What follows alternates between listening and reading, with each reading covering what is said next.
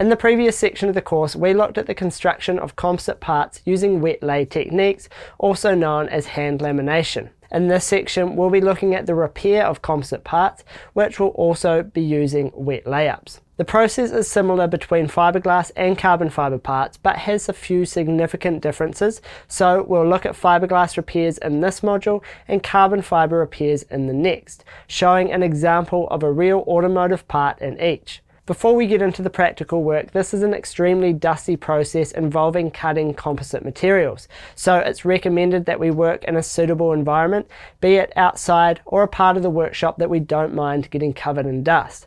It's also critical that we have the correct PPE, gloves, eye protection and a respirator should be worn throughout the entire process, with hearing protection added for when using power tools. Coveralls are also a good choice if we want to save our clothes and also cover any exposed skin, as the dust is extremely irritating. As an example, we'll be looking at an aftermarket fiberglass bumper from a Mazda RX-7 race car.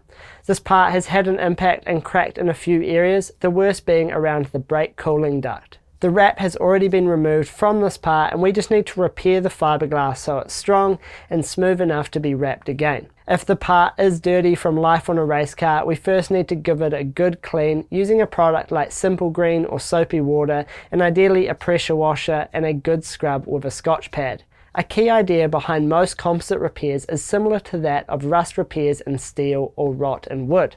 We want to remove all the rust, rot, or in our case broken and delaminated fiberglass before patching it back up. If we leave an area of delaminated fiberglass and patch over it, it'll still be a weak spot, so it'll likely spread like rust through steel.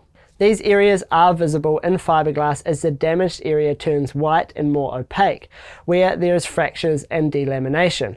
In contrast, a solid laminate generally appears more of a dark and deep tone. We start the repair on the back side of the part, repairing this first to provide a solid foundation that won't be visible. To remove the damaged material, we use a fiber disc on a die grinder or similar rotary tool and grind all the damaged material out of the back side only at this stage. We can then tape over the front side surface over the damaged area. In this case we use race tape, but anything reasonably strong and not overly adhesive will work. This tape prevents any resin from dripping through into the front side, keeping it tidy. If it did drip through though, it could create a pocket of cured resin with no reinforcement on the front side, and then when grinding this flat it could make a hole. After grinding, we'll change gloves before we start laminating to avoid contaminating our layup with the grinding dust. This dust won't really cause any issues, but it's nicer to work with a relatively clean surface, so use compressed air or a rag to give it a quick clean without wiping any more contaminants into our repair area. Next, we'll prepare for lamination. Fiberglass repairs are typically done with 225 or 450 GSM chop strand mat, the edges of which can be torn or cut. Cutting naturally leaves a defined edge that looks tidy, but creates a hard edge on the part where the strength changes. Theoretically, this could concentrate stress, whereas tearing an edge creates a more consistent transition, but also looks messier. I say theoretically because in practice, it doesn't really make much of a difference for a basic CSM part, so we should just use whatever method suits what we're working on. Next, we use wax polyester resin for the repair, since we'll be working in a single stage. While we could use vinyl ester, it's much more likely that this part was originally made with polyester resin, and it's also cheaper and easier to use. We can't use epoxy for repairs with emulsion bound CSM because it doesn't dissolve the binder. Remember, epoxy can only be used with CSM that's powder bound. The resin is catalyzed as per usual at 2% with MEKP and mixed thoroughly. The process from here is just like our lamination for the construction of composite parts. We apply the resin to the surface, lay up the CSM and wet it out. Alternatively, it is possible to wet out the reinforcement on a board first and then transfer it onto the surface. We want to build up at least 3 layers so we have a good amount of material to be able to grind into from the front side, which we're going to do in the next step. Once in place, fully wet through and consolidated with the brush or a roller, we need to leave the backside repair for about 3 hours to cure. This isn't a full cure, but it's past peak exotherm and long enough to start working on the front side. Now we remove the tape and grind the material on the front side with the same fibre disc down until we don't see the white damaged laminate anymore, and we're getting into the solid laminate that we just created. Again, we need to remove all the damage, but we don't want to burn through our new material either. A resin bog thickened with Cabosil can be used to fill any deeper irregularities in the surface and ensure we don't get any voids in our repair. A bit of bog is much better than voids, and there's not really any downside if we're talking about a repaired CSM part that's now far from optimal. Then it's rinse and repeat, wet laying and consolidating enough layers of reinforcement to come proud of the original surface. We don't want to overshoot it by too much, as we'll just make more work for ourselves in the next steps. At this stage, we leave the part overnight to allow the repair to fully cure.